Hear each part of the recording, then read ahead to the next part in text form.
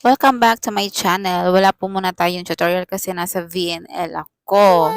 Yes, tama po kayo. Mag-duty muna tayo kasi di ba tayo mayaman? Anyways, thank you Makusog41 for this video. Thank you talaga kasi bawal po kami magbitbit ng cellphone or anything, any gadgets pagka na-deploy na kami sa bawat area namin kasi focus po kami sa mga Papa Charlie dyan.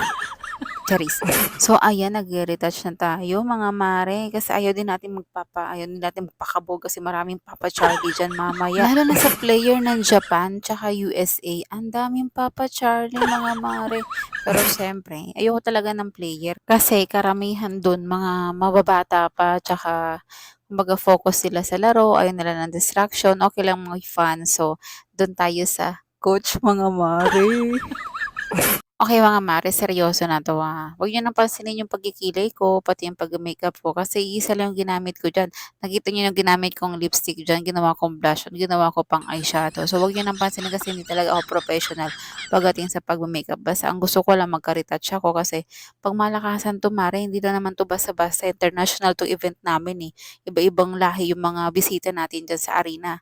So, sa mga nagtataka kung ba't hindi niyo ako nakita nung time na pumunta kayo nung VNL, baka nasa CR ako nag-aabang ng mga coach tsaka player. Eme. Charis lang mga mare 'no. Nasa marina entrance ako nung VNL, andun ako mula day 1 hanggang day 6, hindi talaga ako umalis ang puwesto ko. Nandun lang ako sa entrance kaya imposibleng hindi niyo ako nakita diyan. Ang laki-laki kong harang dun sa garet, hindi niyo ako nakita. Seryoso mga mare, kuwento ko lang sa inyo yung experience ko ng VNL.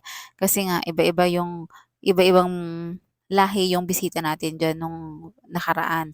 So may mga foreigner na hindi sila marunong mag-English kasi akala ko talaga once na sinabi mong foreigner, marunong sila sa English, marunong sila mag-English, eh hindi naman pala.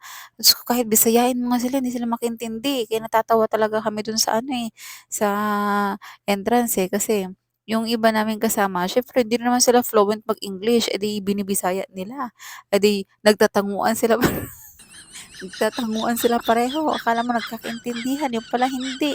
Eh, one time may isang foreigner na nagtanong sa'kin ng kung saan daw ano yung ticket booth kasi bibili siya ng ticket, eh, di nag-English ako, "To the right side sir." Dun sa may coral entrance, eh, di sabi niya sa'kin, "No English please." At sabi ko sa isip ko, "Paano kami magkakaintindihan?" Buti na lang may cellphone siya, nilabas niya yung cellphone niya, tapos ang sabi niya sa'kin, "Speak." Putik na 'yan, gano'n pala yun. Nag-speak ako dun sa niya, cellphone niya, ta's ayun, nag-translate dun sa salita nila. Siguro taga-Iran siya kasi iba yung spelling ng letter niya, eh, parang hindi ko maintindihan din, eh, hindi siya yung alphabetical na yung QWERTY ba, gano'n ba. Siya na talagang dumugo yung ilong namin mula day 1 hanggang day 6 kasi puro foreigner sila. Pero kahit nahirapan kami mag-English, binigay pa rin namin yung best namin. Wala naman nagreklamo sa amin na, "Oh, ang pangit ng English mo." Oh, mga mare, mukha na akong tao diyan 'no, naka-makeup na ako. So, kailangan talaga yung makeup namin diyan mula umaga hanggang gabi na yun talagang pangmalakasan yung full pack. Oh, 'di ba, pak, gano'n. So ayan, habang hinihintay namin yung mga kasama namin kasi ang aga nga ng call time namin diyan kasi 11 AM ang start ng first game hanggang 7. Ayan, nasa kantin na kami niyan. Oh, 'di ba mga mare, nag-extra tour kayo diyan sa namin, Kineme. Ayan, sa arena na 'yan mare, bawal 'yan mare, Sikreto lang nating malupit 'yan. Kinunan lang ako diyan ng hindi ko kilala. Tapos sinend niya sa Messenger ko. Akala ko pa nung una hindi ko na inaasahan 'yan na maise-send, eh, kasi hindi naman kami close. So ayan na guys, mga mare, babay na babay mga mama. Sana i-support niyo po palagi.